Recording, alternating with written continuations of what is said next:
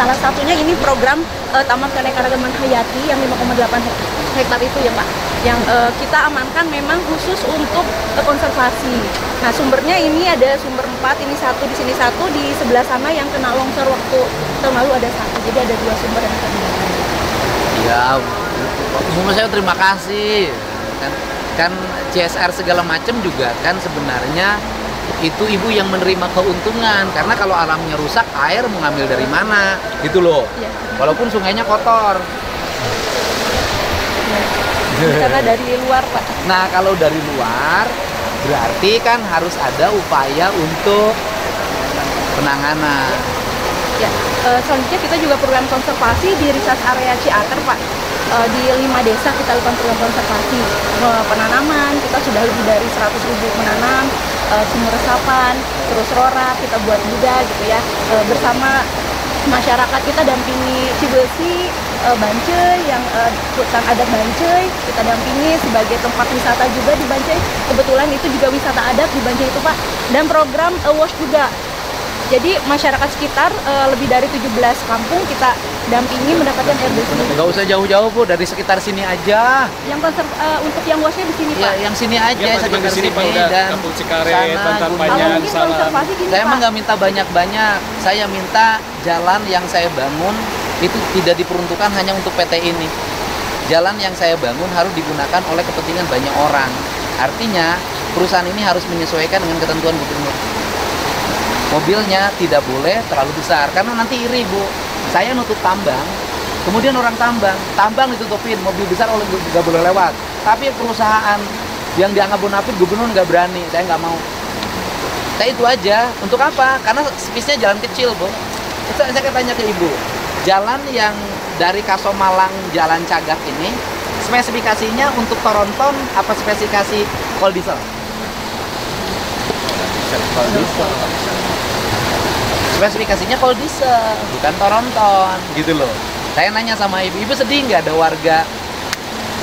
Sedih Pak, pastinya. Betul, karena Allah, betul. Bahwa itu takdir, betul. Tetapi bahwa mobilnya tidak memenuhi standar. Kalau mobil mudun lem loros berarti mobilnya tidak standar. Kenapa? Karena bebannya berat.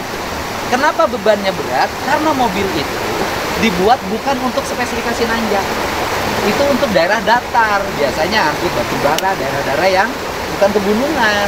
Ini pegunungan, gitu loh Bu. Kan aku ama diambil dari gunung, gitu loh. Ya kan Bu? Saya kan perhatiin Bu, saya ini suka ngeliatin mobil nanjak lama. Kenapa kamu berhenti dulu? Kalau saya terus Pak, radiatornya meledak. Jadi harus didinginkan dulu. Kenapa? Karena bebannya berat dan panas. Gitu loh Pak. Mobilnya rata-rata umurnya berapa? 15 tahun, 20 tahun. Gitu. Saya mah tenang Bu, saya mah nggak punya tujuan apapun.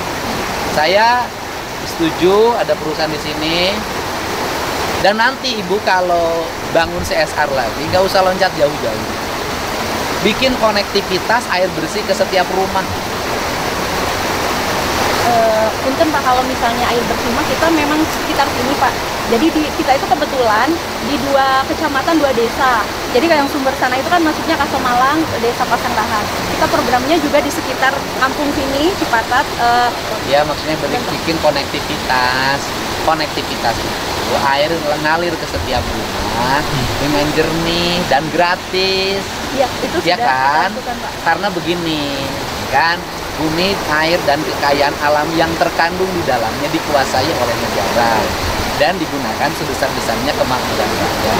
Jangan sampai kejadian begini Bu, air yang dari sini diangkut dan dijual dengan harga mahal, orang di sekitar gunung nggak mandi karena tidak punya air bersih. Nah saya kan pemerintah, nah saya regulasinya nanti ke Pemda Kabupaten dan Pemda Provinsi, air yang pajak yang didapat dari air permukaan dan air bawah tanah tidak boleh dibelanjakan untuk kepentingan lain kecuali untuk 3 hal. 1, perbaikan lingkungan, penanaman pohon, reboisasi. 2, membangun infrastruktur jalan.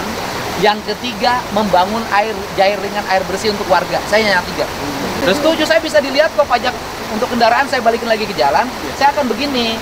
Jadi bagi saya ini yang akan menjadi fokus kita, gitu loh Bu. Nah, sehingga saya kan nih hari ini mengerahkan energi nih, bangun jalan, karena jalan saya pengen awet. Minimal 5 tahun saya memimpin nggak usah ada perbaikan. Tahun ini saya pengen bangun jalannya selesai. Tahun depan seluruh provinsi jalannya sudah bagus. Karena tahun berikutnya saya akan bangun jalan desa. Tahun berikutnya saya akan bangun seluruh rumah rakyat miskin di Jawa Barat. Tahun berikutnya saya ingin membangun konektivitas air bersih. Tahun berikutnya saya ingin Pemda Provinsi Jawa Barat punya investasi yang besar untuk masa depan rakyat masyarakat. Jadi itu makanya saya pemolotot dan galak. Ya, galak. Galaknya nggak minta panjang-panjang. Mobilnya yang kecil. Kalau mobil kecil, sopirnya jadi banyak, orang pada kerja. Kan untungnya juga gede, ini yang gede-gede banget dong. Ini Om, sini, ini yang dari di sub. Sini. Nanti diperiksain Om kelengkapan kendaraannya, STNK-nya segala macam. Karena banyak, bukan perusahaan di sini, perusahaan di tempat lain. Karena banyak mobil build up dari luar negeri, tanpa STNK, tanpa BPKB, nggak bayar pajak. Itu ngangkutin bahan material yang segede-gede gunung tuh rata-rata bodong. Sok diperiksain, tanyain. Kita nggak ada maksud apa-apa. Sok tanyain Om, ya, sok jalan. Siap. Gitu. Ya Teh ya. Ya. Nah, saya mah nggak bisa dijelasin panjang-panjang, nggak usah. Saya mah udah urang dia nyaho. Ya. Bapak, bentar, boleh foto di Taman Sehati Pak? Hah? Ini Itu nggak mau promosi. Itu program pemerintah. Selamat sore Bapak Ing. Promosi ya. Makasih. Karena kan Pak, botol ini kan selain untung, tetapi juga botol-botol ini hari ini bertebaran di sawah. Kan saya tukang mulungan di sawah Pak, bertebaran di sawah. Kalau ada yang mungut, tapi kan banyak yang tidak mungut. Artinya bahwa efek produktivitas dari sini sebenarnya residunya panjang. Kan saya tukang mulungan botol plastik aqua di sawah. Karena orang minum balangken, Gitu Pak.